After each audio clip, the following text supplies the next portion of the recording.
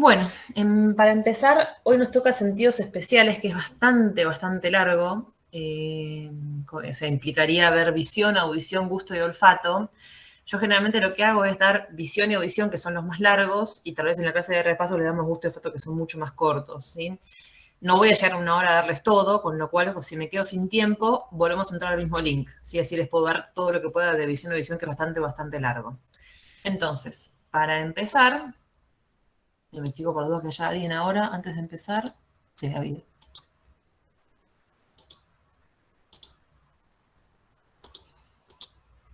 Bien. Entonces, para empezar, ¿sí? Vamos a hablar un poquito de lo que es el estímulo del sistema visual, que va a ser la luz, ¿sí? La luz va a comprender un espectro, ¿sí? El espectro visible de un campo de ondas electromagnéticas, ¿sí? La porción que se llama porción visible. Estas ondas electromagnéticas, pero creo que tengo gente. No. Este espectro de ondas, que sería el espectro visible de ondas electromagnéticas, van a tener distintas interacciones, digamos, en nuestro medio, ¿sí? De las cuales hay un montón. Voy a hablar de 3 interacciones, no hace falta que ustedes sepan la vida de óptica, les explico un par de cosas más que nada para que entiendan ciertas cosas que tienen que saber. Hay 3 interacciones, de las cuales tenemos la de reflexión, que básicamente cuando la luz, ¿sí? Las ondas electromagnéticas inciden perpendicularmente contra un objeto, algunas se van a proyectar, digamos, de forma perpendicular. Esa sería la de reflexión. La interacción de absorción implica que cuando las ondas electromagnéticas chocan contra un objeto que tenga pigmento, que sea pigmentado, esas ondas se van a absorber y se va a transformar en un tipo de energía, digamos, a otro, que sería, se transforman en calor. Y luego la que más nos importa hoy es la de refracción, ¿sí? La de refracción implica que estas ondas, ¿sí? Cuando chocan contra un elemento transparente, lo que van a hacer es, el elemento transparente va a tener se llama un índice de refracción distinto al cual, por el cual venían viajando. Por ejemplo, esto sería aire, esto sería vidrio, ¿no?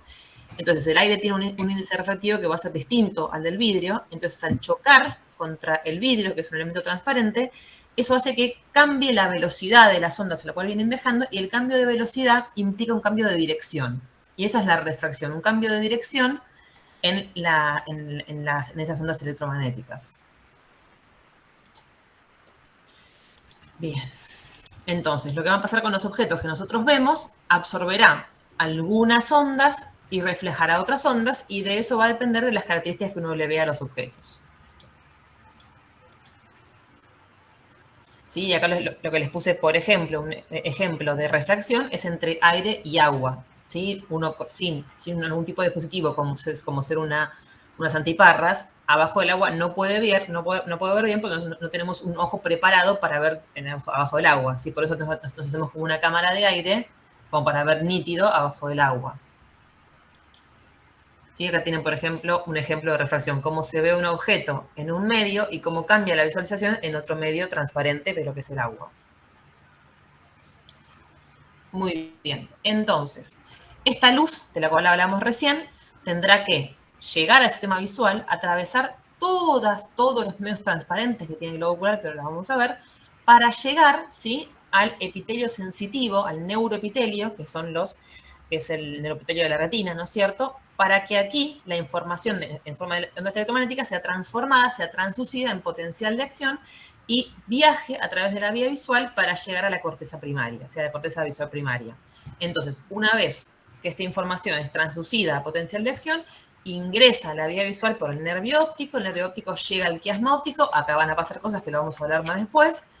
Luego del quiasma óptico se sigue por las cintillas ópticas, tiene relevo a nivel del tálamo geniculado lateral, y luego de ahí se emiten las radiaciones ópticas hacia el área cortical visual primaria 1, que es a nivel occipital. Esperen que me fijo que no haya nadie.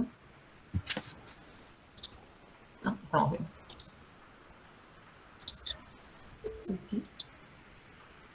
Entonces, lo que les decía antes, estas ondas electromagnéticas deberán atravesar una serie de elementos transparentes a nivel del globo ocular para poder llegar y enfocarse a nivel de la retina, ¿sí? Acá. No antes, no atrás, a nivel de la retina. Para que yo pueda ver algo nítido, la imagen tiene que ser convergida a nivel de la retina. Entonces, tiene que atravesar córnea, humor acuoso, cristalino, humor vítreo, que son todos distintos medios transparentes, por lo cual esto va a sufrir refracción, como lo vimos antes, para enfocarse a nivel de la retina. ¿Sí? Más de lo mismo. Entonces, lo que decíamos antes, estas ondas electromagnéticas van a, entonces, todo el aparato visual está especializado justamente para enfocar y hacer que converjan estas ondas a nivel de la retina y más específicamente a nivel de la fóvea, que si nos acordamos un poquito de histología, era esa región del neuroepitelio que tenía como una excavación, que ahora lo vamos a ver un poquito más adelante. Entonces, vamos a denominar a un ojo hemétrope, o sea, un ojo que ve nítido sin anteojos, aquel ojo en el cual los haces de luz incidan a nivel del aparato visual y converjan a nivel de la retina. ¿Sí? Yo esto se los doy, hago un paréntesis, esto se los doy más que nada porque hay jefes que lo toman, ¿sí? Si no, yo la verdad que esto no lo veo en oftalmología esto después, pero bueno, como hay gente que lo toma, se los doy aunque sea muy breve, ¿sí? Bien, entonces, ¿qué ocurrirá con un ojo miope? Un ojo miope es un ojo que es más grande que lo habitual, ¿sí? Son más grandotes y es un ojo que tiene más poder refractivo, es un ojo muy poderoso, ¿sí? Entonces, como es muy poderoso, esos haces de luz van a converger antes de la retina, ¿sí? O bien porque es muy largo, entonces no llegan y convergen antes, ¿sí? Convergen antes, o bien porque tiene mucho poder refractivo que va a depender de muchas cosas que eso sí que no importa, ¿sí? Eso es un ojo miope. El ojo hipermétrope, esa cual es un ojo que es o bien chiquitito, más bien cortito, entonces no terminan de converger, convergen por detrás de la retina, o es un ojo que tiene poco poder dióptrico por X motivo, ¿sí? Entonces los haces de luz van a converger por detrás de la retina, ¿sí? Entonces el ojo miope va a ser un ojo que va a ver mal de lejos, ¿sí? Es un ojo que le cuesta más que nada ver de lejos, de cerca ve bien.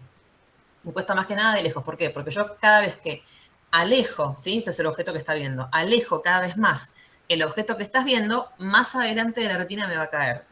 A diferencia del ojo hipermétrope, que lo que más le va a costar es la visualización de cerca, ¿sí? Porque cuanto más cercano tenga el objeto que está viendo, más atrás, más desenfocado, va a caer en la retina, ¿sí?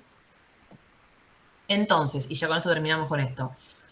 ¿Cómo corrijo qué tipos de lentes le tengo que dar a un ojo miope o a un ojo hipermétrope? En el ojo miope, que era aquel ojo que era muy poderoso, lo que yo tengo que hacer es restarle poder, ¿sí? Sacarle poder. Y eso significa que le tengo que dar lentes negativas, ¿sí? Las lentes negativas, que por ejemplo acá tiene un ejemplo, son lentes que son más bien, ¿sí? Cóncavas o bicóncavas, ¿sí? Entonces, el haz de luz ingresa por acá y lo que va a hacer es salir con la dirección, ¿sí? Salir con la dirección que le da esta concavidad, ¿sí? Si ven por acá, esta sería una lente negativo divergente.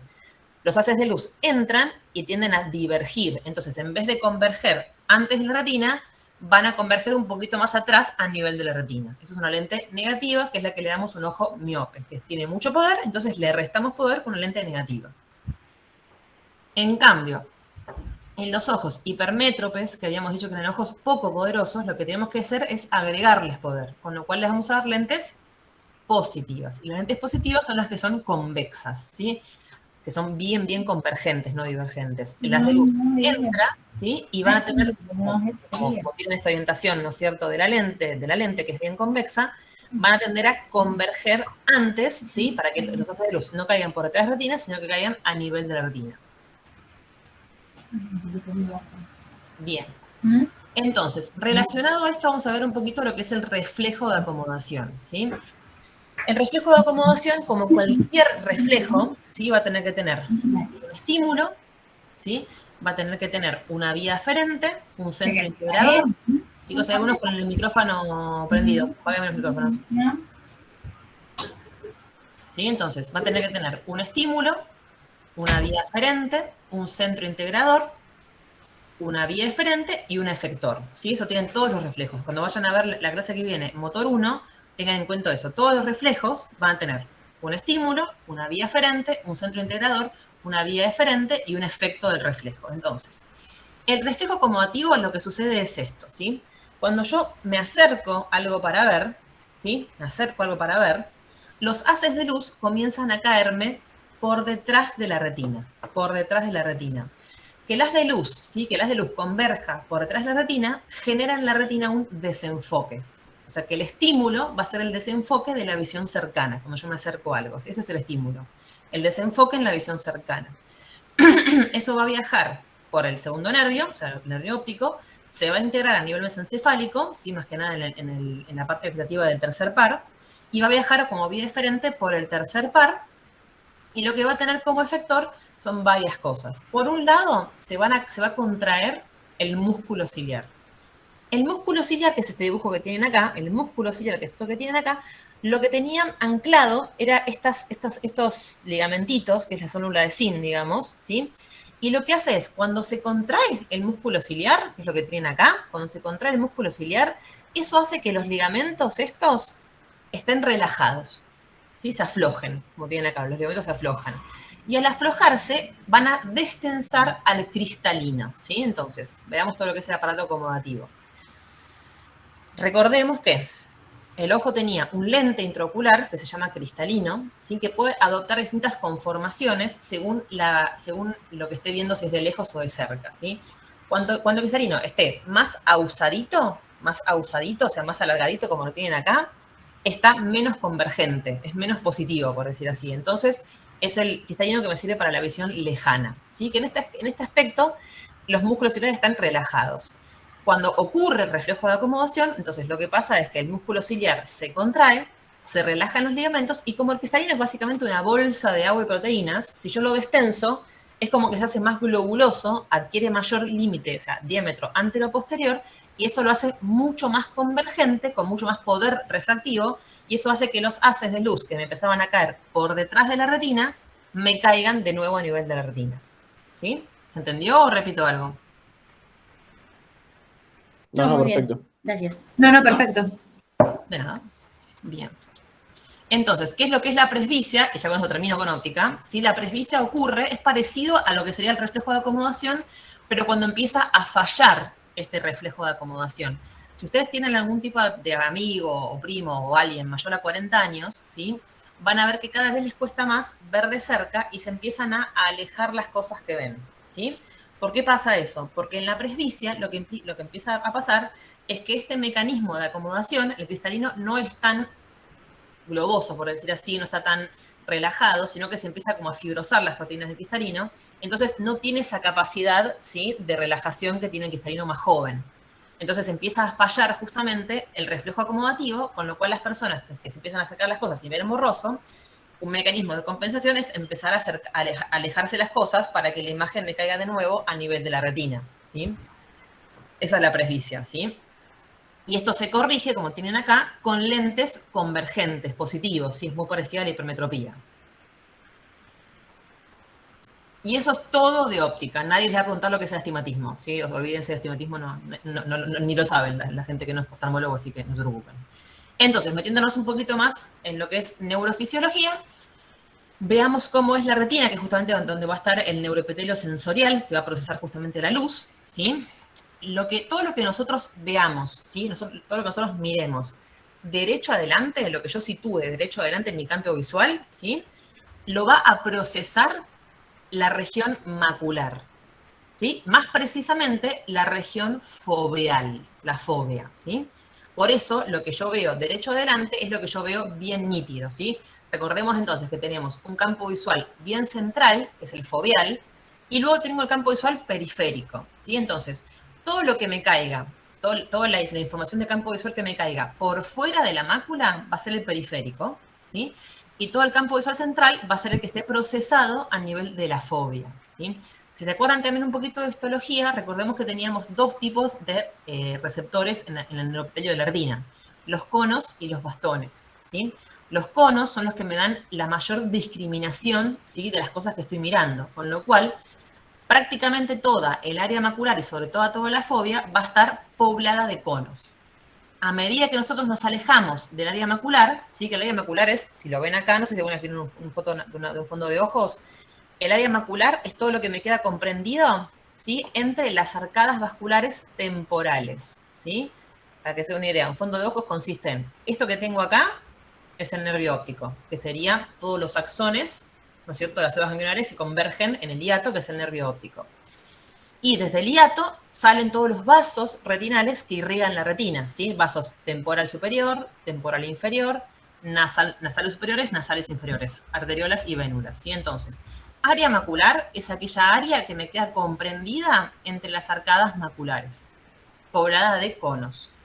Todo lo que me queda por fuera, ¿sí?, del área macular está más que nada poblada de bastones, ¿sí?, que van a ser más que nada los que me den la visión periférica, campo visual periférico.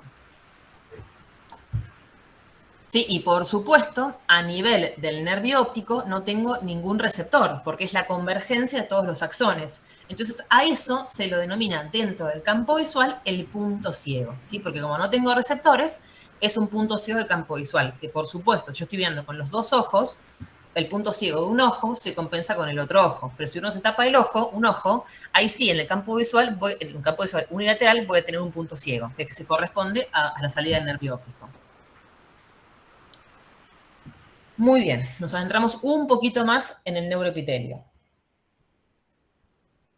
Habíamos ya dicho que para que yo la imagen la vea nítida, ¿sí?, los haces de luz tendrían que convergir luego de atravesar todo el aparato visual a nivel de la retina, más específicamente a nivel de la fovea. Lo que yo veo derecho adelante me cae en la fovea. Y recordemos un poquito cómo era la estructura anatómica de la fovea, ¿sí? Si yo acá tengo todo el neuroepitelio sensorial de la retina, recordemos que teníamos, esto estaría apoyado en el epitelio pigmentario, ¿sí? Y acá sigue lo que sería coroides esclera, ¿no es cierto? O sea, acá está el vítreo, ¿sí? Entonces esto sería de afuera hacia adentro, tengo epitelio pigmentario, que es lo más interno, receptores, que acá son todos conos porque es el área macular, ¿sí?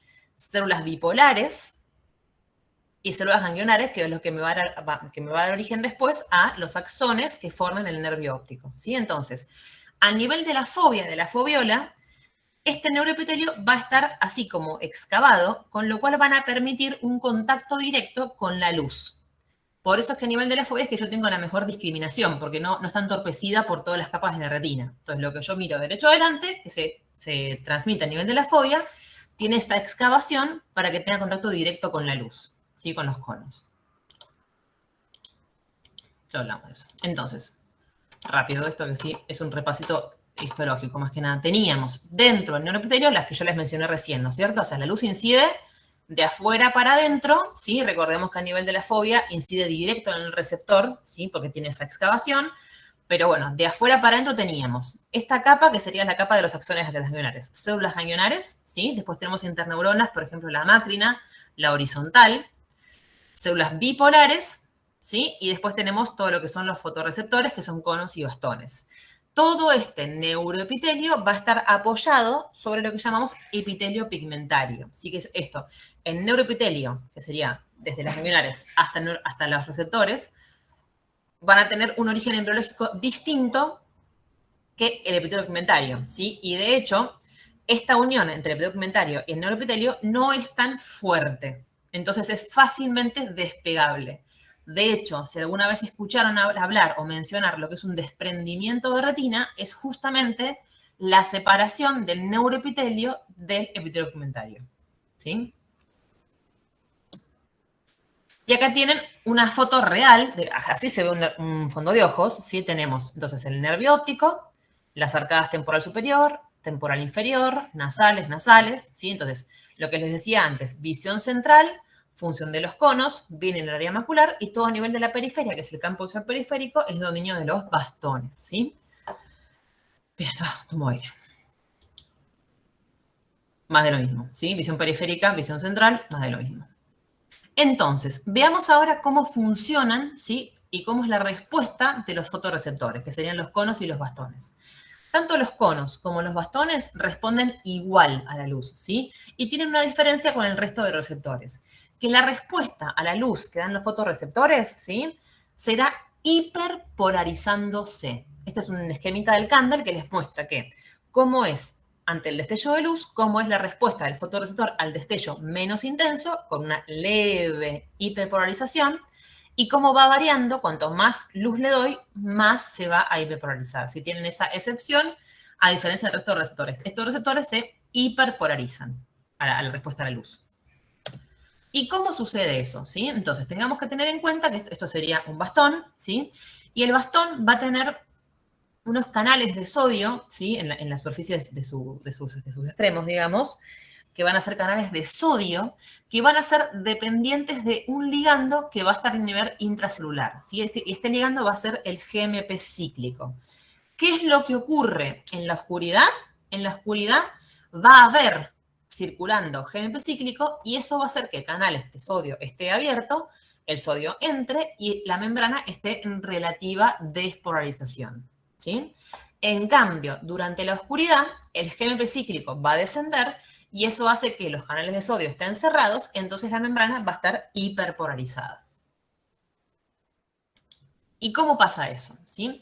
Recordemos que a nivel de los fotorreceptores, en lo que se llama el segmento externo, si recuerdan un poquito de histología, los segmentos externos van a ser como repliegues de membrana plasmática, tiqui, tiqui, tiqui, tiqui, tiqui, tiqui, que van a tener proteínas de 7 miembros transmembrana, y estas proteínas van a tener en su interior una proteína que se llama opsina, que va a estar acoplada a un pigmento. Y ese pigmento, ¿sí? El visual pigment que está acá, ese pigmento, que es la rodopsina, va a ser el responsable, la rodopsina en el caso de los bastones, ¿sí? Va a ser el responsable de chupar la luz. Recordemos que todos los pigmentos tienen esa capacidad de chupar la luz. Entonces, estos pigmentos, digamos, ¿sí? Lo que van a tener es que van a poder adquirir distintas conformaciones isoméricas, ¿sí? Entonces, en estado de reposo, el pigmento que está unido a la opsina se va a llamar 11-cis-retinal, ¿sí? La luz va a incidir, va a ser absorbida por ese pigmento, y de 11-cis-retinal, el pigmento cambia de conformación a holotransretinal. Este pigmento así genera una inestabilidad en la rodopsina, y lo que hace es separar a la proteína, que es la opsina, del pigmento que es el holotransretinal, ¿sí? Eso lo separa. Eso luego se procesa nuevamente a nivel de la célula y se vuelve a formar el 11-cis-retinal. Pero bueno, esta separación, ¿sí? De la opsina y del retinal, lo que hace es activar una serie de acontecimientos intracelulares que lo que hacen en última instancia es activar una GMP fosfodiesterasa, y esta fosfodiesterasa cliva el GMP cíclico y baja los niveles del GMP cíclico, con lo cual el canal de sodio que veíamos antes queda inactivado. ¿Sí? Si no me paran. Doctora, perdón. Hay una compañera que creo que quiere entrar. Ay, sí, avísenme. Gracias. Porque no me avisan y cuando estoy así presentando se me bloquea. Ya está, admito. No, este no.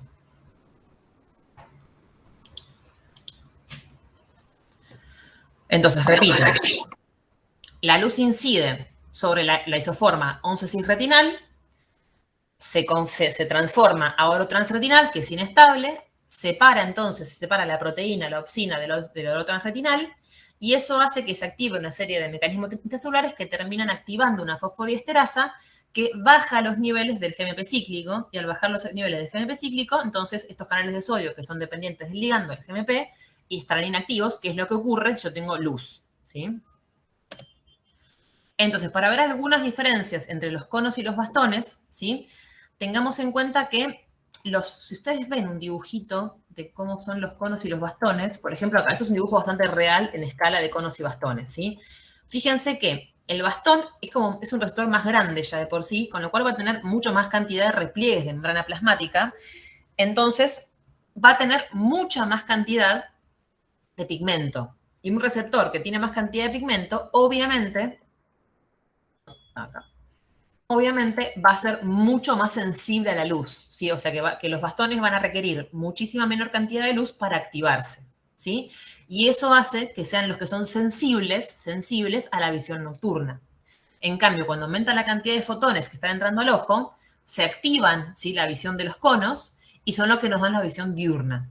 ¿Sí? Cuando hay más luz, estamos viendo con los conos, ¿sí? Entonces, obviamente, el cono tiene menor cantidad de pigmento, el bastón tiene mayor cantidad de pigmento, ¿sí? Menos sensibles, más sensibles. El cono, aparte, esos ya son todos digamos, características intracelulares, menor amplificación. En cambio, el bastón también tiene mayor amplificación, con lo cual también es más sensible a la luz. El cono tiene muchísima más resolución temporal y da una respuesta rápida y tiempo de integración breve. Eso hace que los conos sean mucho más digamos, descriptivos en lo que están viendo, mucho más, la información es mucho más fina que la que me da el cono que la que me da el bastón, ¿sí? Mayor sensibilidad a los rayos axiales directos, ¿sí? Recuerden que los conos van a estar en la fobia, que van a tener esa excavación y eso hace que sean más sensibles a rayos directos, ¿sí? Tienen poca convergencia, o sea, poca convergencia significa que a un cono le corresponde una bipolar, una ganglionar, ¿sí? No es que varios conos van a converger en una bipolar. Eso también hace que sean mucho más discriminativos, ¿sí? Y los conos, aparte, son los que nos aportan la visión en colores. ¿Por qué? Porque a diferencia de los bastones van a tener un solo tipo de pigmento, ¿sí? De tipo de pigmento, ¿sí? En cambio, que sería este que tienen acá punteado. En cambio, los bastones van a tener 3 tipos de pigmentos, ¿sí? Que se van a llamar de longitud de onda larga, intermedia y corta. Y justamente la comparación entre la presencia de 3 pigmentos es lo que me va a generar la visión cromática. Por eso es que cuando uno está de noche, en general que ve con bastones, uno ve todo más bien en blanco, negro, grises, porque es la visión que me da el bastón. En cambio, cuando empieza a entrar más luz, empezamos a ver colores porque es la visión que me dan los conos. Muy bien. Entonces, vimos un poquito cómo funcionaban los conos y los bastones, los receptores. Veamos ahora cómo funcionan las células ganglionares. Lo importante, que es la conclusión de las células ganglionares, es que lo que van a informar es acerca de contrastes, no de absolutos, de contrastes. Entonces, recordemos, situémonos, células ganglionares, sí, venía. Los fotorreceptores están apoyados sobre el epitelio pigmentario, fotorreceptores, bipolares, ganglionares. Entonces, acerca de las células ganglionares tenemos que tener en cuenta un par de cositas. Primero que tenemos de 2 tipos. Algunas que llamaremos on y otras que llamaremos off. Y después tenemos que tener en cuenta también que los campos receptivos, o sea, lo que están informando, lo que estamos viendo, el campo receptivo, por un lado va a ser circular, y se va a discriminar en el campo receptivo su centro de la periferia. ¿Por qué? Veamos acá en el dibujo que está al lado. Por ejemplo, veamos todo lo que pasa acá. Ustedes síganme a mí, lo que yo voy diciendo paso a paso, ¿sí? Entonces, yo ya sé que el campo receptivo es circular y que se diferencia en su centro y en su periferia, ¿sí? Entonces, vamos a ver lo que ocurre en las células ganglionares de tipo on, ¿sí? Cuando yo ilumino, si esto es un spot luminoso, cuando yo ilumino con un spot pequeño el centro de una on, si venía así, con la frecuencia de reposo, digamos, venía descargando así, cuando yo doy luz en el centro, aumenta la frecuencia de descarga. O sea que se estimula, ¿sí? Si yo ilumino el centro. Ahora, cuando yo ilumino la periferia, si venía así en reposo, al iluminarlo, se inhibe, ¿sí? Baja la frecuencia de descarga. Cuando yo ilumino por completo el centro de una on, la frecuencia de descarga será máxima. Cuando yo ilumino por completo solamente la periferia, va a estar prácticamente inhibida, no va a responder casi nada. Pero si yo ilumino por igual el centro y la periferia, va a quedar como en reposo. Y eso es lo que yo les decía antes. Las células ganglionares informan acerca de contrastes en el campo visual, en el campo receptivo, ¿sí? No de absolutos, sino acerca de contrastes. Con las off va a pasar lo opuesto. Si yo ilumino el centro de la off, se va a inhibir, y si yo ilumino la periferia, se va a estimular, y yo ilumino todo por igual, no va a haber información porque no hay contraste. ¿Se entendió esto? Sí. ¿Yes? Bueno, ahora vamos a ver por qué pasa esto, que es más complicado. Entonces, ¿qué es lo que hace esta respuesta bimodal, por decir así? Lo que lo hace distinto a cómo responden es porque vamos a tener en las células bipolares, recordemos que el receptor del ganglionar va a estar conectado a través de neuronas, interneuronas que son células bipolares, ¿sí? Neuronas bipolares. Entonces, el receptor, en este caso es un cono, siempre el neurotransmisor del receptor, del fotorreceptor, va a ser glutamato. Siempre. ¿Sí? Y el receptor es muy sencillo. Si hay luz, va a estar hiperpolarizado, ¿sí? Y si hay oscuridad, va a estar despolarizado. Con lo cual, el glutamato, ¿sí? Se va a liberar en una célula que está despolarizada. Con lo cual, va a haber glutamato en la brecha sináptica en oscuridad. Esto igual lo voy a repetir, ¿sí? Entonces, lo que va a cambiar esta respuesta de on-off, luz periferia, luz centro, es los receptores que haya de glutamato en las células bipolares. ¿Por qué? Porque en las células bipolares de tipo ON, el glutamato lo que va a hacer es abrir canales de potasio y cerrar canales de sodio. Con lo cual, el glutamato en todo lo que es la vía ON, o sea, a nivel de la bipolar ON, va a ser un neurotransmisor inhibitorio. ¿Sí? En cambio, el glutamato a nivel de la bipolar OFF, o sea, de la que esté conectada con una ganglionar OFF, en la bipolar OFF, va a abrir canales de sodio, ¿sí? Porque estos son receptores ampacainatos, que son canales de sodio dependientes. ¿Sí? Entonces, el glutamato a nivel de la bipolar ON va a ser inhibitorio, porque abre potasio y cierra sodio. En cambio, la bipolar OFF, como abre sodio, va a ser estimulatorio. Eso es lo que me da la respuesta bimodal, por decir así. ¿Sí? Entonces, un poco más de eso si entienden. Este esquemita es muy mío. Esto yo lo dibujo siempre en el pizarrón, no tengo pizarrón, así que bueno, es lo que hay. Lo que les decía antes, ¿sí? El cono, el neurotransmisor del cono y de la bipolar también va a ser siempre el glutamato. ¿Sí? Toda esta vía de neuronas va a ser todo glutamatérgica. Entonces tenemos cono, bipolar, ganglionar, ¿sí? Y los neurotransmisores van a ser glutamatérgicos, todo. Entonces, ¿qué ocurre, ¿sí? En lo que es el fotorreceptor? Cuando hay luz, el fotorreceptor va a estar hiperpolarizado. Si el fotorreceptor está hiperpolarizado, entonces no habrá glutamato en la brecha sináptica, ¿sí? Porque eso ya sí depende del calcio, ¿sí? Si está despolarizado, también entra calcio, el calcio funde las vesículas sinápticas, ¿sí? Eso es fácil. Entonces, cuando hay luz, el fotorreceptor está hiperpolarizado siempre y no va a haber glutamato en la brecha sináptica con la bipolar. Ahora bien, cuando el fotorreceptor, el cono, está en oscuridad, va a estar despolarizado. Eso va a hacer que haya glutamato entonces en la brecha sináptica, ¿sí? Hasta acá es siempre igual, es como se porta el fotorreceptor. Ahora, entonces, ¿qué ocurre, ¿sí? Estamos ahora hablando de una bipolar y ganglionar centro, ¿sí? Recordemos que la bipolar ON iba a tener receptores en los cuales el glutamato cerraba canales de sodio y abría canales de potasio, con lo cual el glutamato en esta sinapsis es inhibitorio, ¿sí? Entonces, si tengo luz, no tengo glutamato. Como no tengo el inhibidor, entonces la bipolar ON va a estar estimulada. Si está estimulada, va a haber glutamato entre la brecha sináptica de la bipolar y la ganglionar, y la ganglionar al glutamato siempre, ya sea ON, ya sea OFF, siempre va a responder estimulándose. Por eso, cuando yo doy luz en un cono del centro, ¿sí? De una ganglionar ON, finalmente la ganglionar ON estaba estimulada. Ahora bien, si yo daba oscuridad a un cono del centro, ¿sí? Yo daba oscuridad a un cono del centro, como estoy en oscuridad, el cono va a estar despolarizado.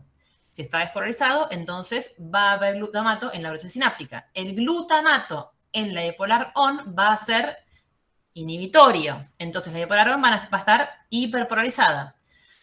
Como la bipolar va a estar hiperpolarizada, no va a haber glutamato en la brecha sináptica entre la bipolar y la ganglionar, y el glutamato que acá era estimulatorio no va a estimular a la ganglionar ON, y entonces la bipolar ON va a estar hiperpolarizada, que es lo que ocurría cuando yo daba oscuridad en un cono del centro de una ganglionar de tipo ON.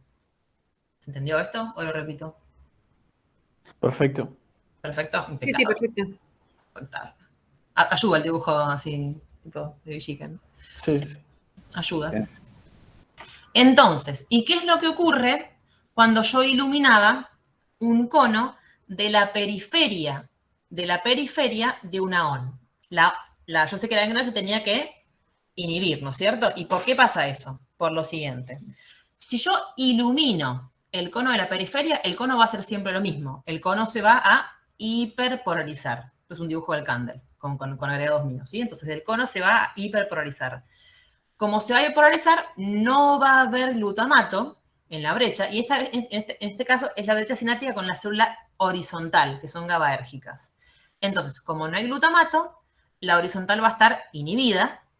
Como está inhibida, no va a liberar su neurotransmisor, que es el GABA, hacia esta sinapsis que sería lo que sería cono con bipolar. ¿Sí? Entonces, como no va a haber GABA acá, va a estar más bien desinhibido el cono, va a haber glutamato, y el glutamato sobre una bipolar ON y va a ser inhibitorio. Entonces, se inhibe la bipolar ON, no libera el glutamato K y tampoco se estimula la ganglionara tipo ON. Y por eso, cuando yo ilumino la periferia de una ON, las células ganglionares respondían inhibiéndose. ¿Sí? Te hago una pregunta. Cuando hablas de los conos de la periferia o del centro, ¿la periferia sería la periferia de la retina y el centro sería la macula y la fovea? No. Esto es mucho más chiquito, digamos. Ah, Estamos hablando del centro y la periferia del campo receptivo. Ah, perfecto. Así como tenían en piel campos receptivos, las ganglionares también van a tener campos receptivos, que es como decirte un píxel del campo visual, por decir así. Y ese píxel del campo visual va a tener un centro y una periferia. Perfecto. Hablando muy en criollo. Bien, perfecto. Sigo. Hablemos un poquito ahora, otro dibujo mío muy paint de campo visual. ¿Sí? Entonces, para que sea una empapada de campo visual, tengamos en cuenta un par de cosas antes. Pensemos un poquito antes de cómo está conformado el ojo.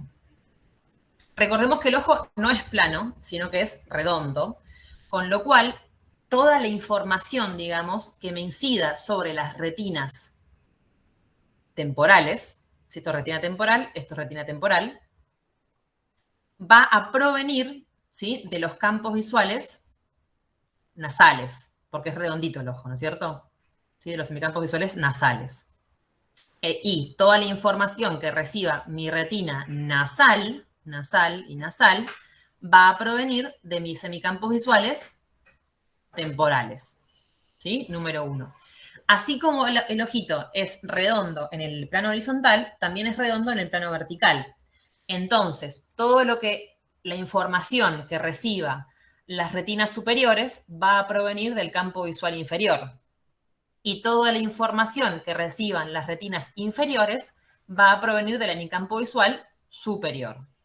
¿Sí? Entonces, dejando eso claro, la vía visual, lo que ocurría era que de la retina surgían los nervios ópticos, y acá imaginación, por favor, surgían los nervios ópticos que ingresaban al quiasma óptico y en el quiasma óptico pasaban cosas. ¿Sí? Entonces, lo que sucede en el quiasma óptico es que las fibras que vienen desde las retinas temporales van a seguir un curso ipsilateral. Y las fibras que vienen de las retinas nasales se van a decusar hacia el otro hemiencéfalo, digamos, ¿sí? Van a hacerse contralaterales, ¿sí? Entonces, las nasales se decusan, se van para otro lado, y las temporales siguen su curso. Entonces, finalmente, si ustedes ven, está turquesa con turquesa, violeta con violeta, toda la información, miren acá, toda la información de mi hemicampo visual violeta, izquierdo, ¿sí? En mi campo visual izquierdo, me va a quedar procesada en el hemiencéfalo derecho. Y toda mi hemi-información del lado derecho, ¿sí? Se le está acá, derecho acá y derecho acá, toda mi hemi-información derecha me va a quedar procesada en mi hemiencéfalo izquierdo. Entonces, ¿qué es lo que ocurre con las lesiones, las famosas lesiones a nivel de la vía visual? Si yo tengo, por ejemplo, una lesión en el nervio óptico, como todavía no ingresaron al quiasma óptico, no se han decusado todavía, yo lo que tengo es una falta absoluta de mi campo visual derecho. Eso se llama amaurosis, ¿sí? Derecha. Amaurosis derecha. Ahora, si lo que yo tengo es una lesión en el quiasma óptico, que lo más común de las lesiones en el quiasma óptico van a ser por tumores hipofisarios, ¿sí? Los tumores hipofisarios, la única forma de crecer que tienen los tumores hipofisarios es hacia arriba y adelante, comprimiendo justamente el centro del quiasma óptico. ¿Sí? Es muy raro que vayan a comprimir también los costados. Entonces, por el centro del quiasma óptico, lo que van a estar transcurriendo, digamos, son las fibras nasales, que tenían información del hemicampo visual temporal. Yo siempre que denomino una afectación campimétrica, voy a hablar de la parte del campo visual que no estoy viendo, no de las fibras lesionadas, sino de lo que no veo. Entonces, como las fibras nasales lo que me dan es la visión temporal, lo que voy a tener, que está acá demostrado en el número 2, es una hemianopsia, ¿sí? Hemianopsia bitemporal. ¿Sí? Porque yo no veo ambos lados temporales. ¿Sí? Y otra forma también, si lo quieren decir más completo, es una hemianopsia heterónima, con H, heterónima bitemporal. ¿Por qué es heterónima? ¿Qué significa que sea heterónimo? Porque del lado izquierdo lo que yo no veo es mi hemicampo visual izquierdo, y del lado derecho lo que yo no veo es mi hemicampo visual derecho. O sea, de un lado es izquierdo, del otro lado es derecho. Por eso se llama heterónima. Las heterónimas son las que están a nivel del quiasma. Ya después del quiasma para atrás, digamos, cintillas para adelante, hacia la corteza, van a ser siempre homónimas. Ahora vamos a ir viéndolo. ¿Sí? Entonces esto sería una lesión del quiasma. Ahora, sigo en la vía con otra lesión. Si yo tengo lastimada la cintilla óptica, ¿sí? De este lado derecho, recordemos que ya una vez que atravesamos el quiasma óptico, toda la de mi información que va a estar del lado derecho va a ser todo lo que es el campo visual izquierdo, ¿sí? Por lo que vimos antes. Entonces, yo tengo lesionada la cintilla óptica derecha, lo que voy a tener es una hemianopsia izquierda, y si le quiero agregar homónima, con H, ¿sí? Hemianopsia homónima izquierda. Bien, la vía sigue, releva en el cuerpo geniculado lateral, talámico, y de ahí se emiten las radiaciones ópticas. Las radiaciones ópticas abarcan bastante a nivel son bastante abarcativas, con lo cual es raro que yo pueda lastimar todas las radiaciones ópticas. De hecho, van por distintos lóbulos. Entonces, todo lo que va por el lóbulo temporal, ¿sí? Va a ser lo que son fibras inferiores, ¿sí?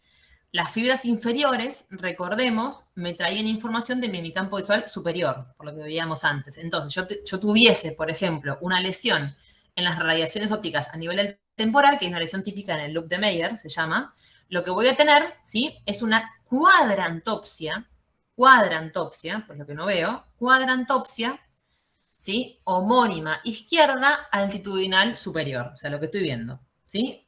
Hemianopsia homónima izquierda altitudinal superior, ¿sí? Yo lo que nombro es lo que no veo. Y, obviamente, yo tengo lastimado las cintillas ópticas que van por parietal, que son las fibras superiores, lo que me traen es el contenido inferior, tendría lo mismo, pero inferior, ¿sí?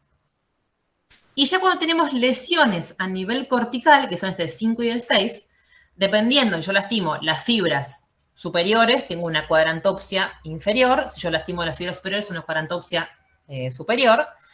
Y lo que tengo, a diferencia de las radiaciones, es que tengo en general conservada el área central, que es el área macular, foveal.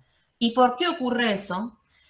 Porque el área macular foveal es la que va a estar más densamente poblada de receptores.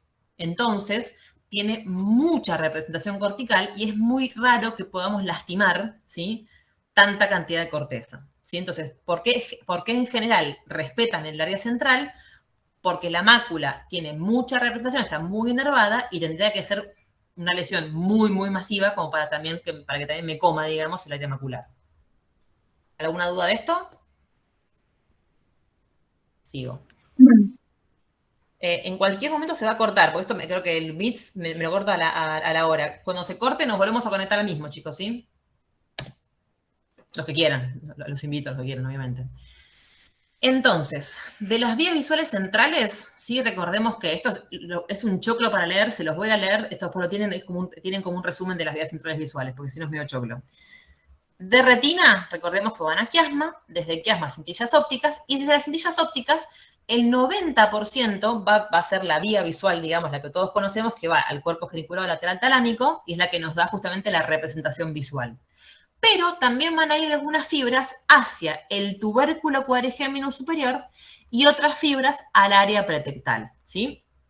¿Sí? Entonces, para que les puse así de chapa, hay también unas fibras que van desde la retina hacia el hipotálamo, que son la vía retina-hipotalámica, que es la que está vinculada con los ritmos circadianos, que lo van a ver cuando vean ritmos. Entonces, las fibras que van al colículo superior, al tubérculo cuadrigémino superior, van a estar vinculadas con reflejos en relación al control de los movimientos acálicos oculares, ¿sí?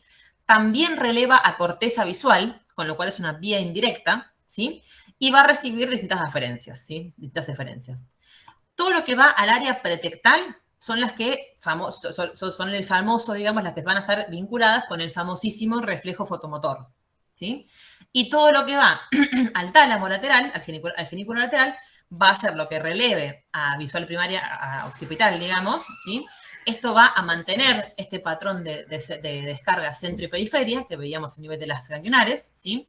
Lo que vamos a tener a nivel del área visual primaria es un mapa retinotópico del campo visual contralateral, por lo que vimos antes, cuando vimos la vía en el campo visual, siempre con mayor representación en la fobia, y las lesiones de la vía visual primaria principal nos va a dar la pérdida de la percepción visual, pero con reflejos limitados para localizar objetos que se llama blind sight. O sea, yo capaz no veo, pero tengo un reflejo para ver si algo se movió de ese lado. ¿Sí? Eso es lo que me da esto, la presencia de la blind sight, de esos reflejos, es esta vía alternativa al tubérculo cuadrigemino superior.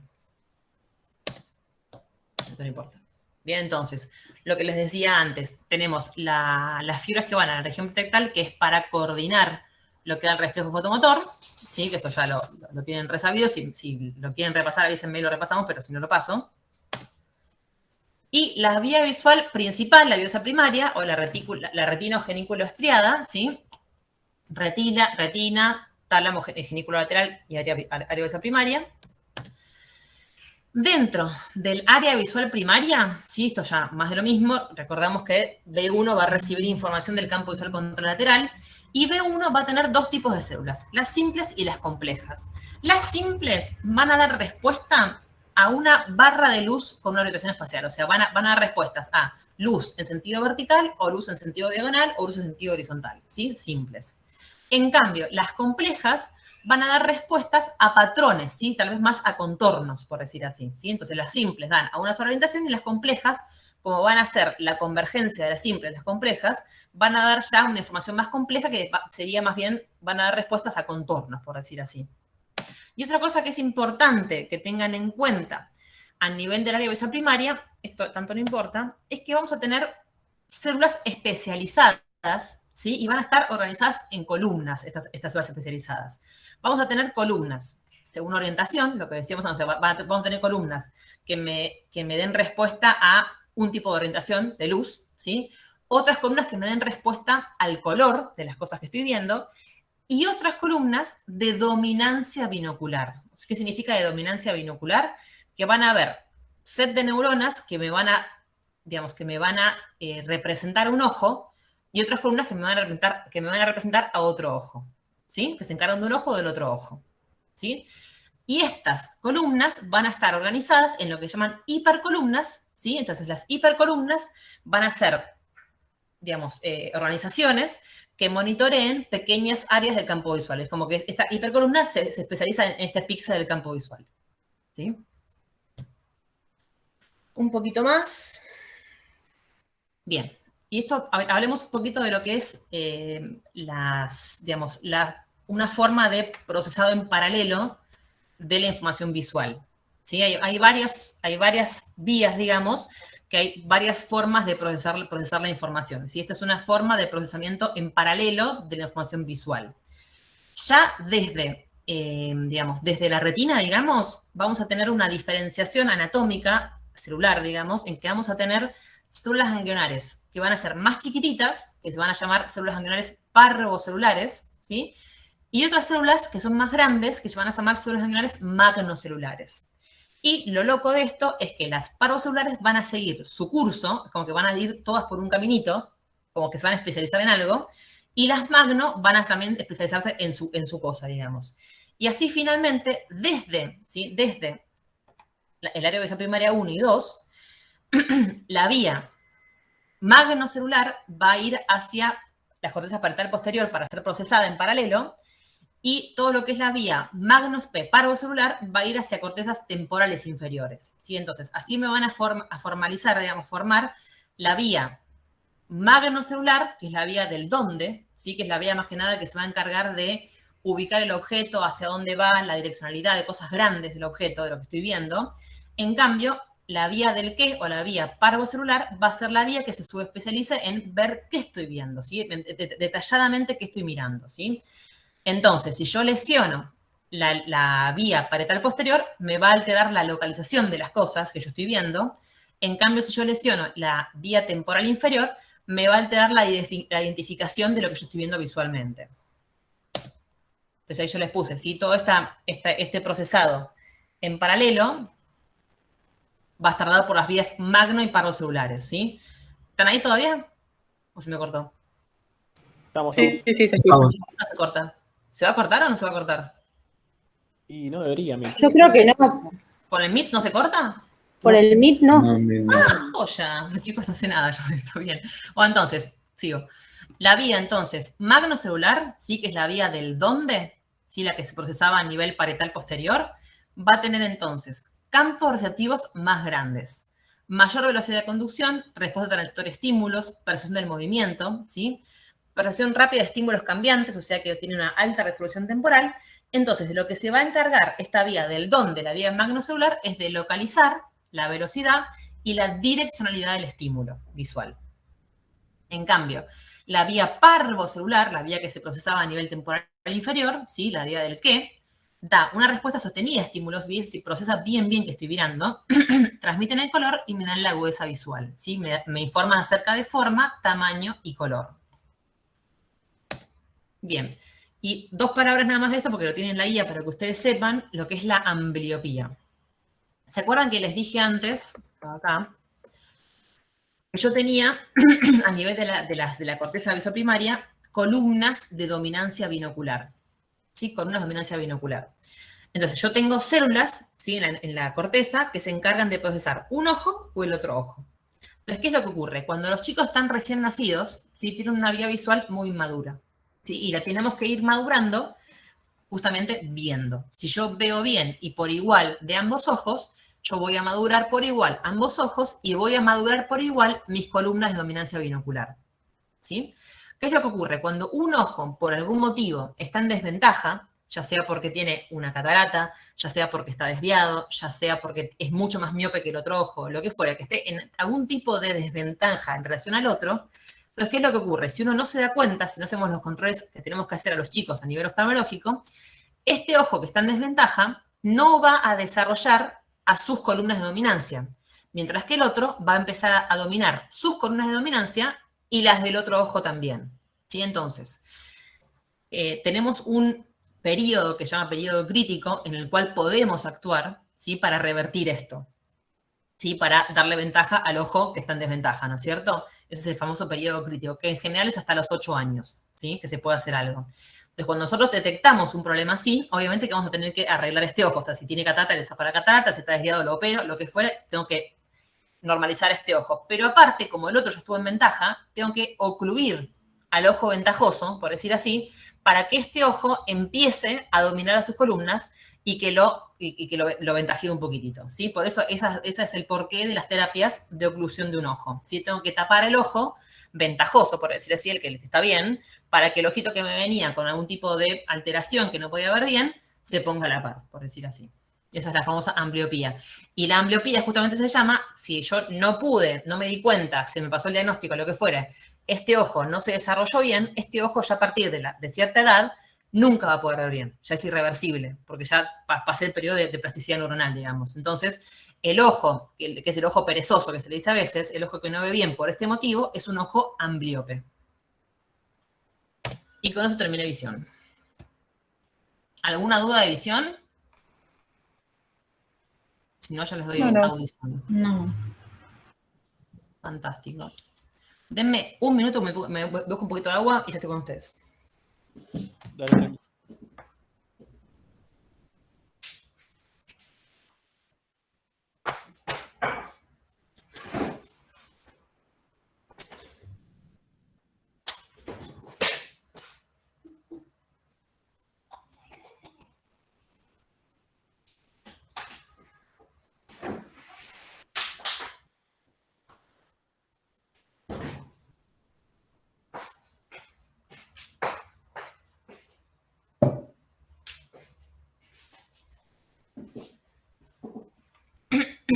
Bueno.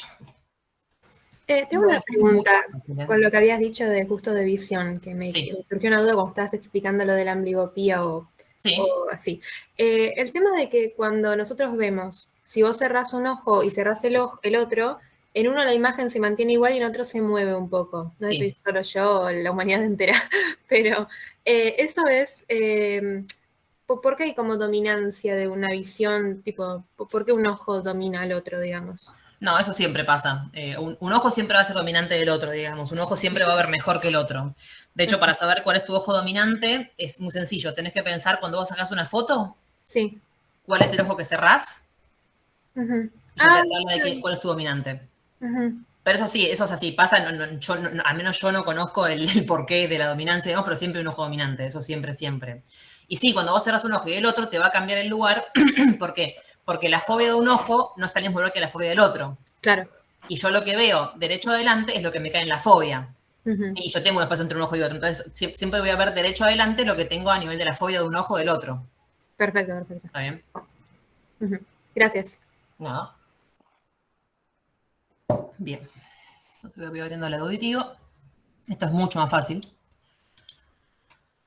Muy bien. Entonces, como empezamos con el sistema visual, lo que vamos a analizar al principio cuando hablamos del aparato auditivo es el estímulo auditivo, que va a ser el sonido, ¿sí?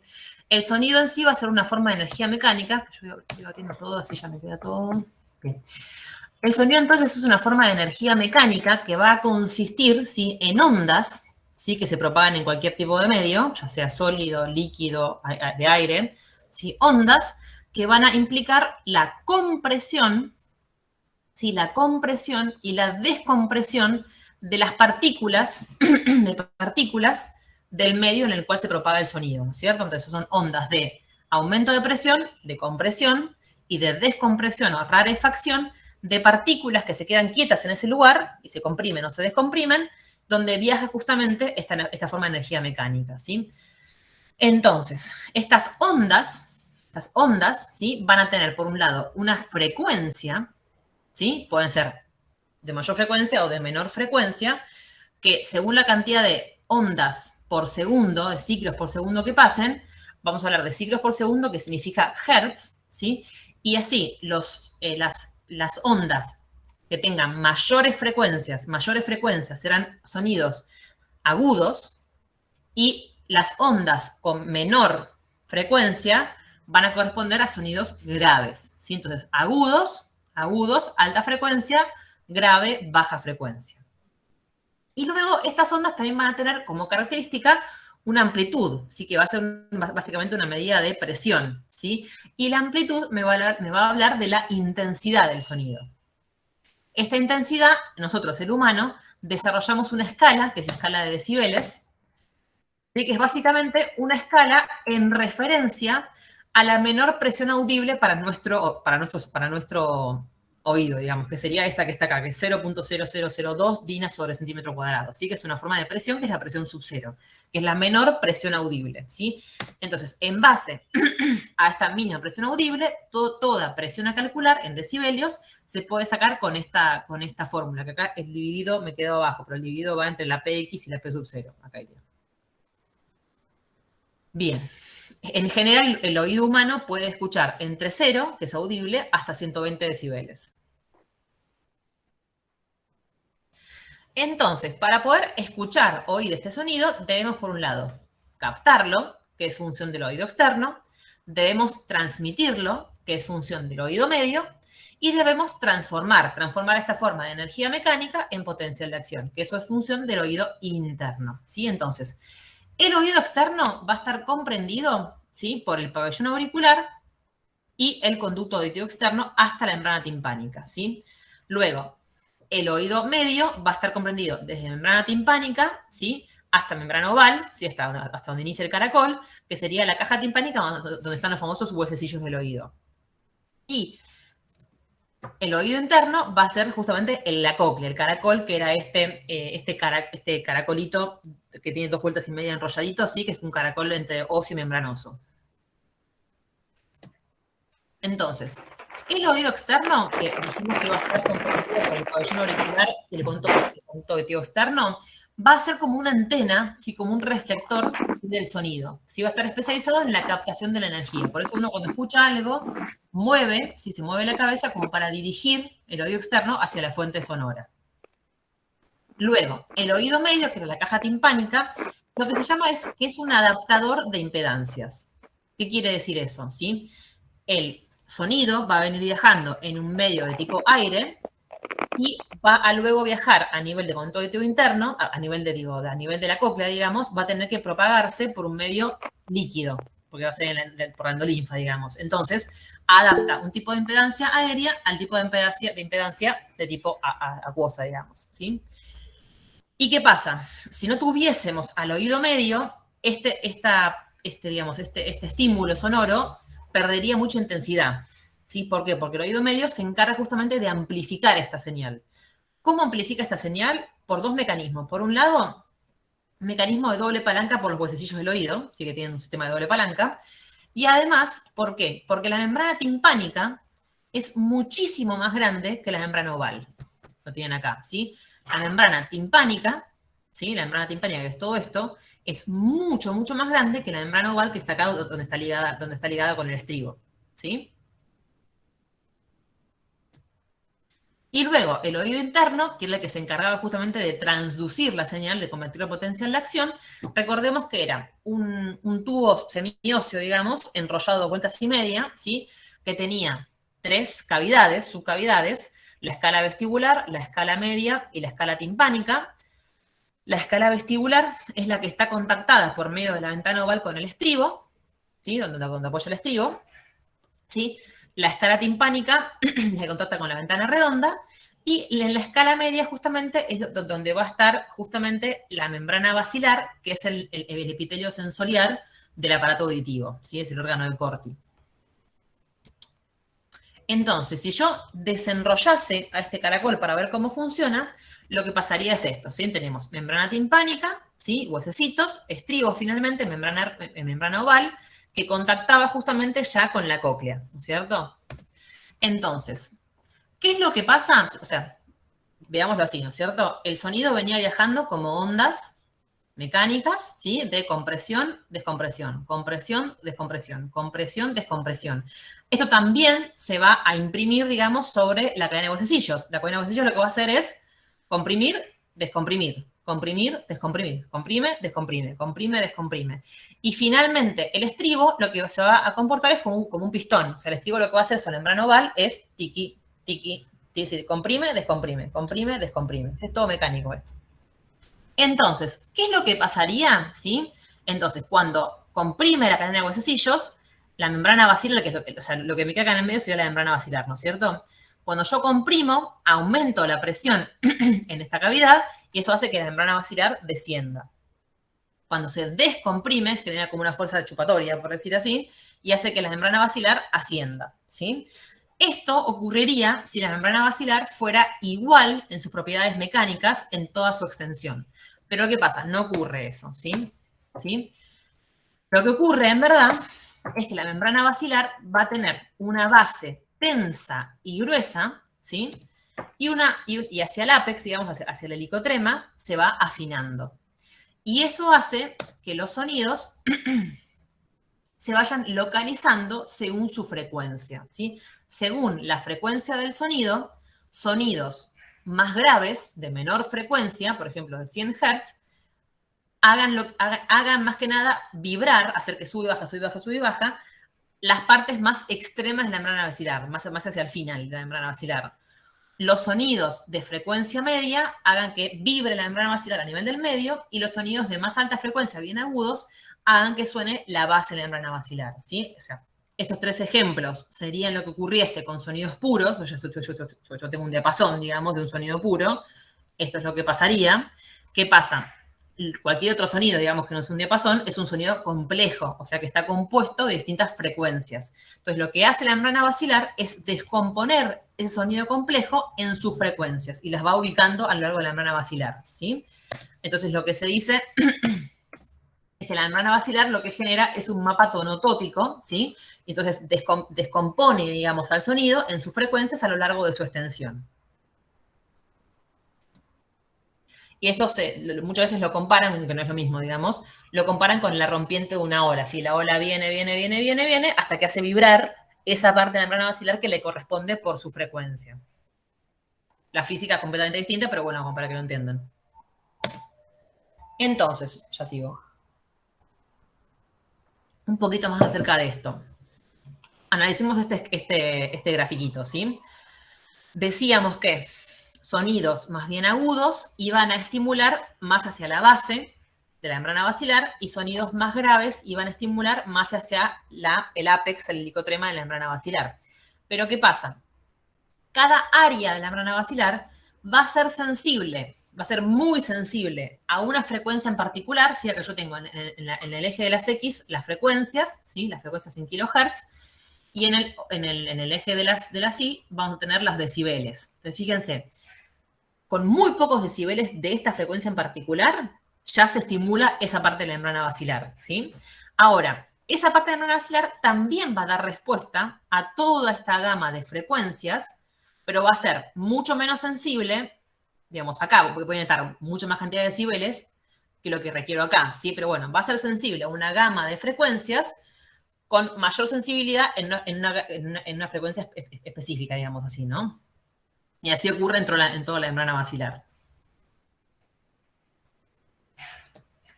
Bien. Entonces, recordemos, como para ahora que veamos el mecanismo de transducción, que este caracol semienrollado 2 veces y media tenía estas 3 cavidades, digamos, por la escala vestibular y por la escala timpánica iba a estar relleno de un líquido que se llama perilinfa, ¿sí? Y en cambio, la escala media va a estar relleno de lo que se llama endolinfa, ¿sí? La endolinfa es muy diferente a la perilinfa y es muy, muy rica en potasio. Y eso es bastante importante para ver qué es lo que pasa con la transducción, ¿sí? Esto es muy parecido a cuando vean vestibular, de hecho. Entonces, veamos en mayor medida cómo es la membrana basilar. La membrana basilar va a estar compuesta de 4 células, ¿sí? Por un lado, las células que son los receptores sensoriales, que van a ser las células ciliadas internas, estas que están acá. Y luego tenemos las células ciliadas externas, que son 3 hileras, o sea, son más cuantiosas, las externas. Y después tenemos 2 células de sostén, ¿sí? Las falangiales y las pilares. Y esta membrana basilar va a tener como una membrana tectoria, que se llama, que está como no está apoyada, está como cubriéndola. Acá tienen fotos electrónicas, ¿sí? De cómo son las células ciliadas internas y células ciliadas externas, que teníamos una sola hilera de las internas y 3 hileras de las externas, ¿sí?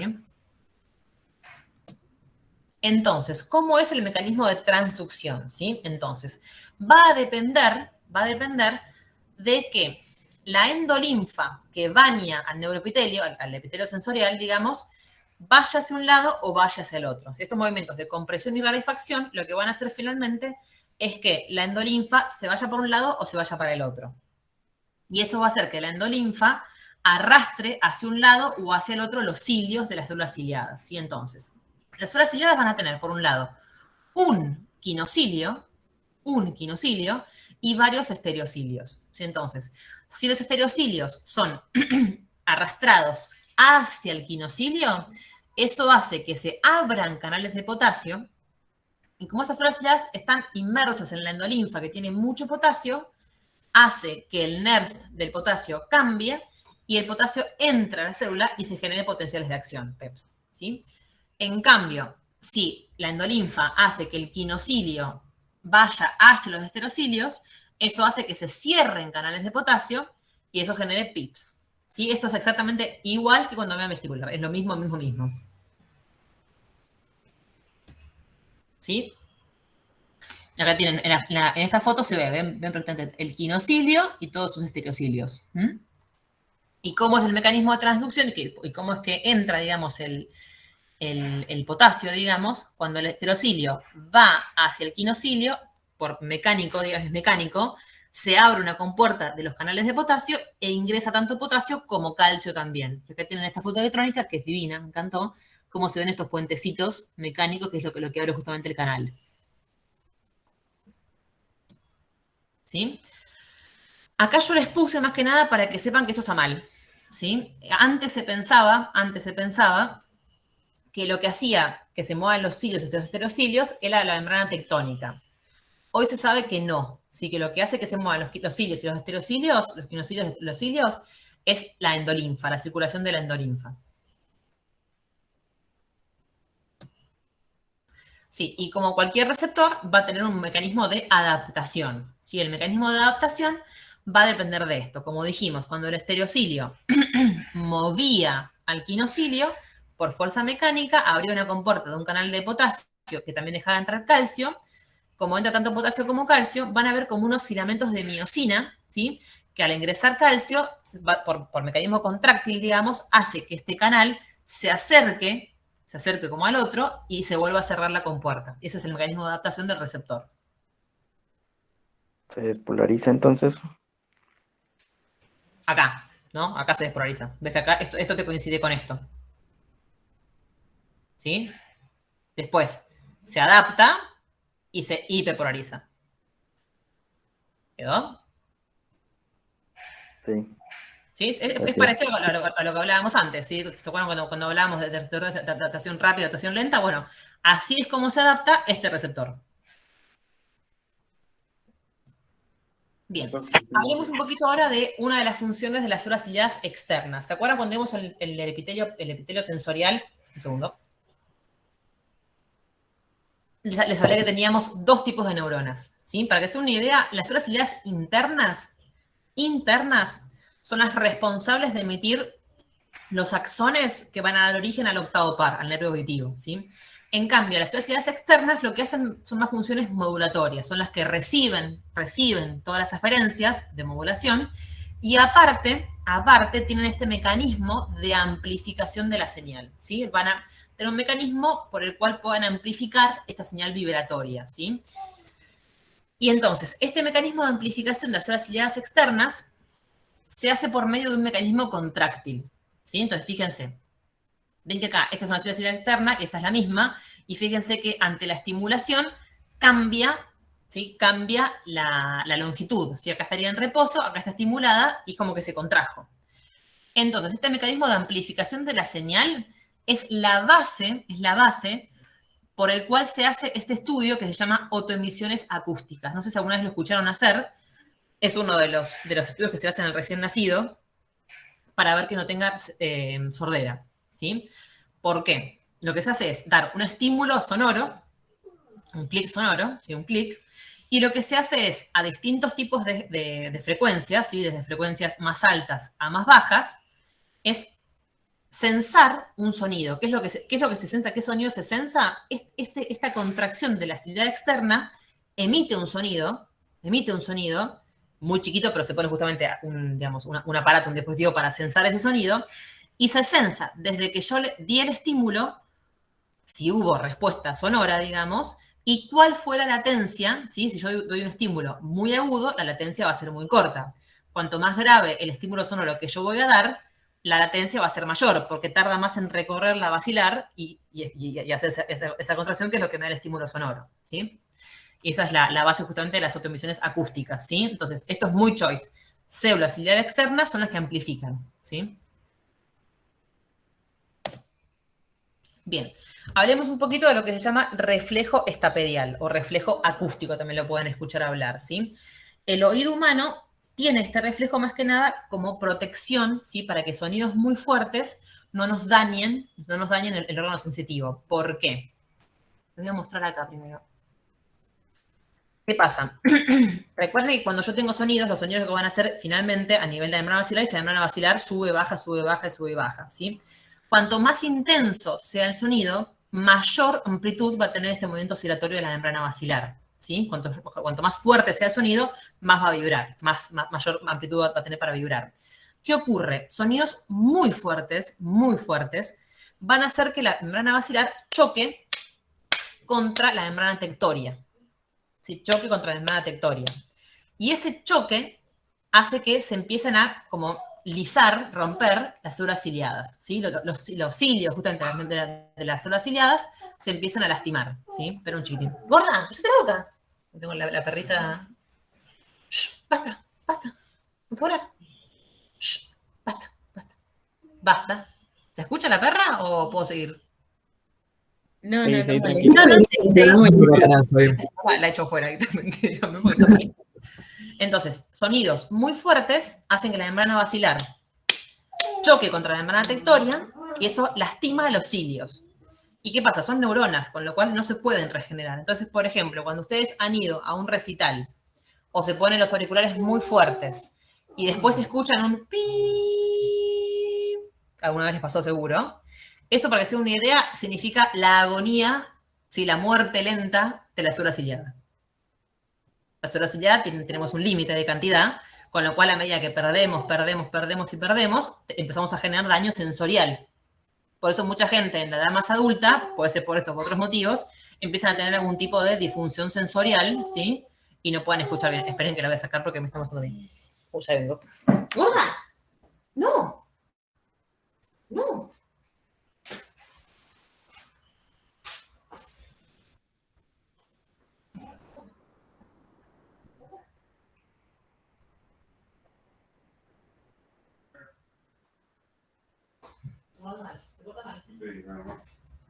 Ahora llevamos.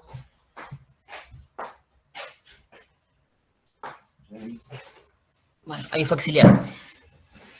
Esperen que me la saquen a la perrita y ya sigo porque si no me van a interrumpir. Profe, ¿le puedo hacer una pregunta? Cuando Sí. pueda. Esperen que me saquen los perros porque es todo un tema. Sí, decime. En caso de escuchar ese sonido, pero sin un estímulo, o sea, porque a veces, me imagino que le pasa a todo el mundo, pero que estás haciendo cualquier cosa y de repente escuchás el pip. Puede aparecer de la nada, digamos, si alguna vez has tenido algún tipo de lastimadura, puede quedar el acúfeno, digamos. O si no, puede estar ligado a otras cosas, digamos, también, digamos, no todo el mundo lo tiene, digamos, el PIB, así a veces es patrimonio de algunos desórdenes del oído también. Ah, ok, quería saber si tiene que ver con esto. O sea, pero puede ser, si una vez te pasó de escuchar música muy fuerte o lo que fuere, ese acúfeno, digamos, te puede quedar por mucho tiempo. No es que, o sea, lo vas a sentir en el momento y después se va, no, lo vas a sentir un buen tiempo, o capaz toda tu vida. Pero si aparece de la nada, no ligado a un estímulo sonoro muy fuerte, eso sí, capaz que hay que ver un otorrino porque puede corresponder a algún tipo de desorden del oído, digamos. Buenísimo, gracias. Hola, Doc, ¿te puedo hacer otra pregunta? Sí. Como, a ver, dijiste que por la edad, las células ciliadas externas van muriendo, ¿no? Por eso, bueno. Una Las pregunta. células ciliadas, en general, no las externas, en general, cualquiera. Ah, ok, era exactamente esta pregunta, porque bueno, si la externa amplifica, si me muere mucho de ella, si yo llegue a, qué sé yo, a los 80 años, no voy a escuchar casi nada.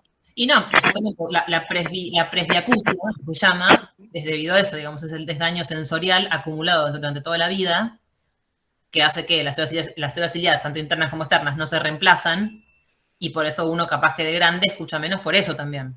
Hay miles de causas de por qué la gente grande no escucha bien, pero bueno, una de ellas es esta, que es el daño sensorial. Ah, bueno, o sea, los aparatos que utilizamos para escuchar mejor, ¿no? Sería exactamente eso, como un amplificador. Un amplificador, sí, de hecho los audífonos que usan son amplificadores. Ah, bueno, ok, gracias. Y también existe el trasplante coclear. También está eso. Que sea una fortuna. Bien. Entonces, en relación a lo que estábamos hablando recién, está este reflejo acústico o reflejo estapedial, que es un reflejo protector justamente del aparato auditivo. Entonces, ¿qué pasa? Como todo reflejo, va a tener un estímulo, una vía aferente, un centro integrador, ¿sí? Y una vía eferente y un efector. Entonces, el estímulo de este reflejo son sonidos de muy alta intensidad, de entre 70 y 100 decibelios, de forma de un solo oído, ¿no es cierto? Eso viaja por vía aferente del octavo par, o sea, el nervio acústico, tiene relevo y se integra en oliva y formación reticular, y vuelve por vía eferente, por el nervio facial, el séptimo par, de forma bilateral, ¿sí? Ambos faciales, llega al músculo estapedial, y el músculo estapedial lo que hace es tensar la cadena de huesecillos. ¿Sí? Tensar la cadena de huesecillos. Al tensar la cadena de huesecillos, ¿sí? No logro que el sonido que viene por vía aérea llegue a la cóclea. ¿Se entiende? Ese es un mecanismo protector. ¿Qué pasa? No es 100% efectivo. ¿Por qué? Recordemos que ahora igual lo vamos a ver. Tenemos dos vías por las cuales el sonido llega a la cóclea. La vía aérea, que obviamente es la más efectiva, la más eficiente, etcétera, la vía aérea, digamos, la que estamos viendo hasta ahora, pero también la vibración de estas ondas mecánicas pueden viajar por la vía ósea, ¿sí? Por vía ósea, o sea, la carota vibra, digamos, y eso se transmite al caracol, ¿sí? y también se percibe por ahí el sonido, ¿sí? Obviamente que la vía ósea es mucho menos eficiente y mucho menos sensible, pero también llega por ahí. Entonces, vamos a hablar un poquito de la vía auditiva. Ya habíamos hablado que las principales originarias de los axones que dan origen al nervio auditivo iban a ser las células ciliadas internas, ¿sí? Mientras que a las células ciliadas externas, un que otro fibra van a mandar, pero más que nada son las receptoras de todas las, digamos, eferencias que llegan al epitelio sensorial, ¿no es cierto?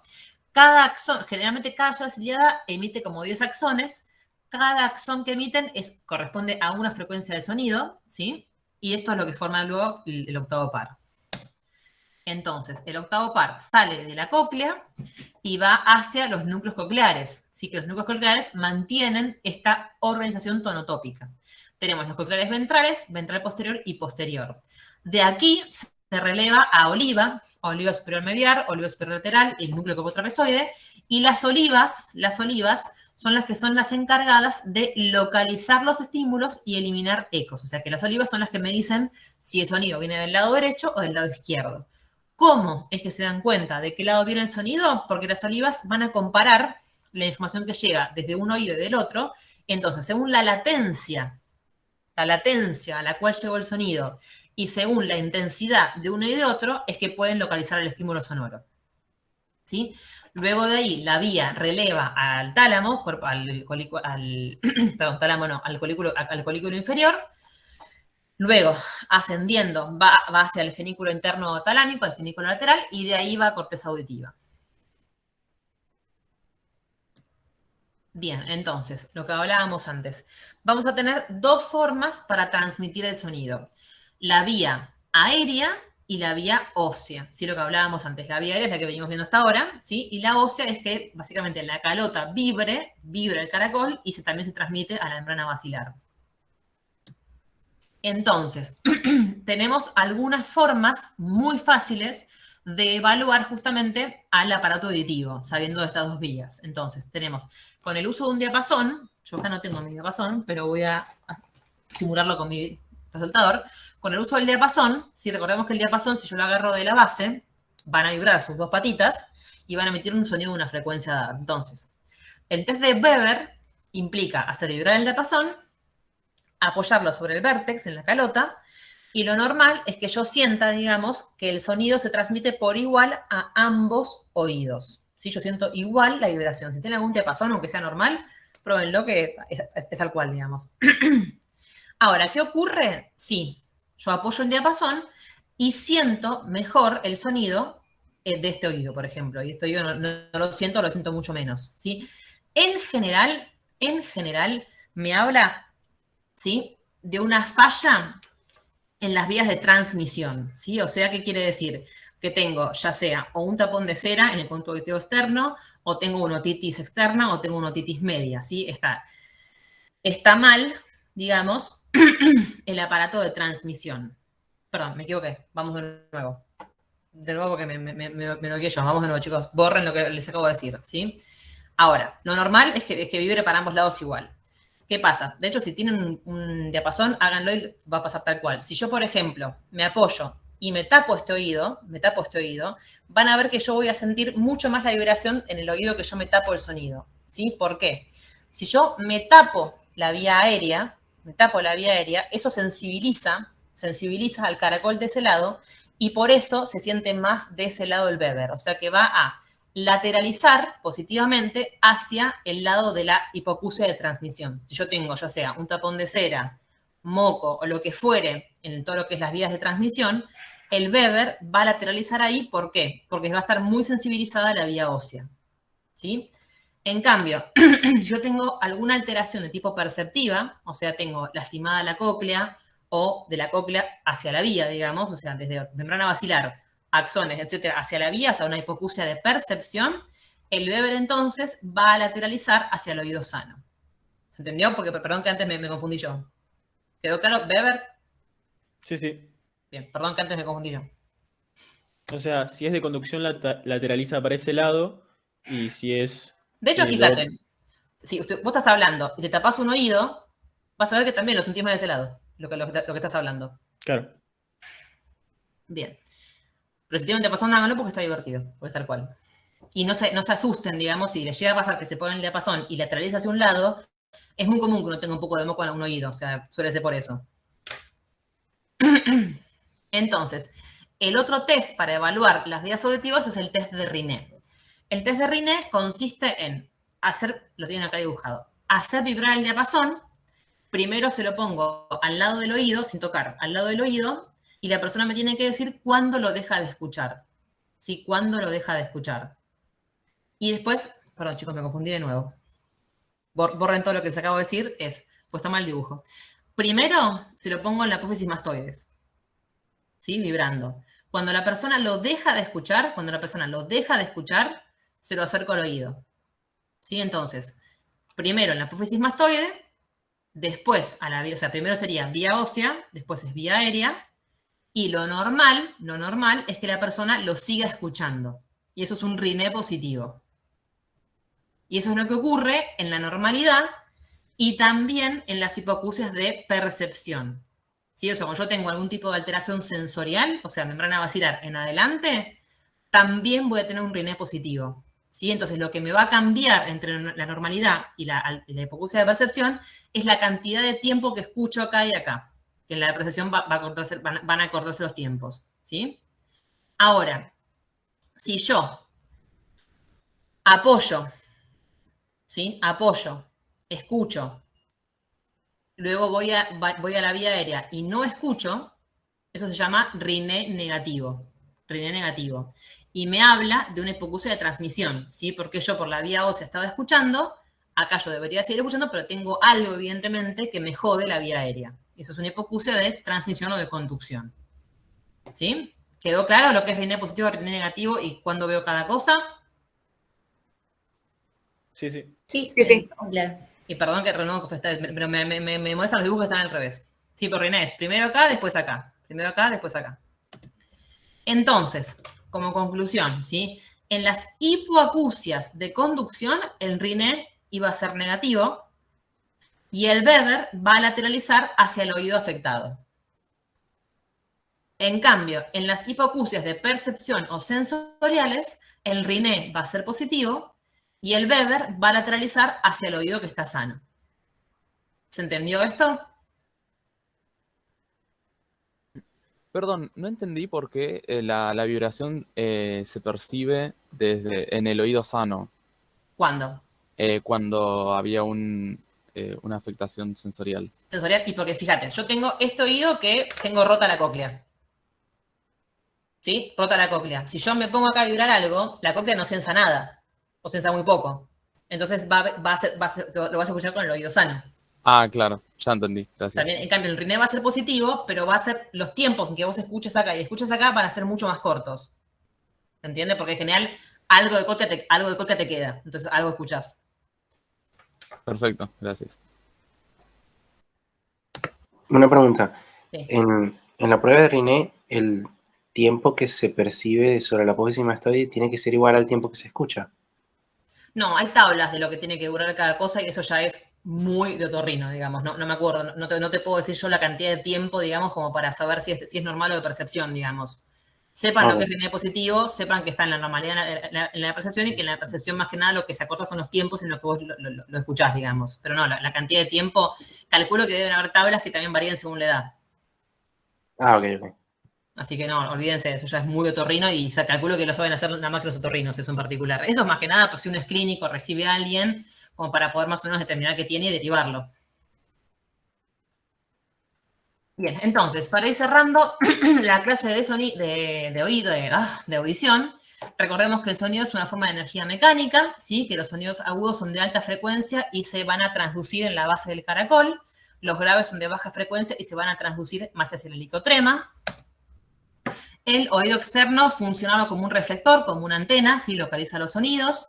El oído medio funcionaba como un amplificador adaptando impedancias. Y el oído interno es el órgano de transducción, de transmisión de la señal, genera potenciales de acción. ¿Sí? Recordemos que las células internas son la eferencia principal, ¿sí? Son las que dan origen al octavo par. Y las células externas era el mecanismo de amplificación, que es la base de las autoemisiones acústicas, ¿sí? Cuando tengo un daño en el oído externo o en el oído medio, lo que puede tener es una hipoacusia de transmisión, y cuando tengo daño en el oído interno en adelante, ya son las hipoacusias de percepción. Y ya está. ¿Alguna duda?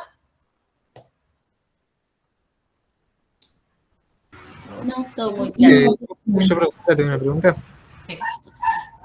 Yo leí del Cardinali que, bueno, con el tema de las células ciliadas externas, Sí. lo que decía básicamente era como que esas células recibían el estímulo, se despolarizaban, se contraían, Sí. movían la membrana esta tectoria, y al mover la membrana tectoria, ahí las células internas se despolarizaban y... No, es que sos viejo. el glutamato. No, eso es viejo. No. ¿Es viejo? No, te digo que hasta cuando yo cursé otorrino ya se sabía que no pasaba eso, que hace como 8 años más o menos. Ah, perfecto, perfecto. No, Gracias. pensá que el Cardinali es un libro bastante viejo que hace mucho no se actualiza. Ah, Eso es lo que tiene de malo el Cardinali. Para tener un libro de base está bastante bien. El Cardinali es como un resumen del Candel, digamos. Está bastante bien, pero sí, hay cositas que están viejas, la verdad. está perfecto, gracias. Nada. ¿Estamos bien? Sí. Bueno, chicos, los dejo ir entonces. Vale. Gracias. Dale, gracias por la clase. Gracias. Gracias. Doctora, ¿le puedo preguntar Sí. algo? Dime. Sí, después, no, por el PDF de la clase pasada. Ah, sí, ¿sí me puede olvidé. pasar Ahora el ya PowerPoint?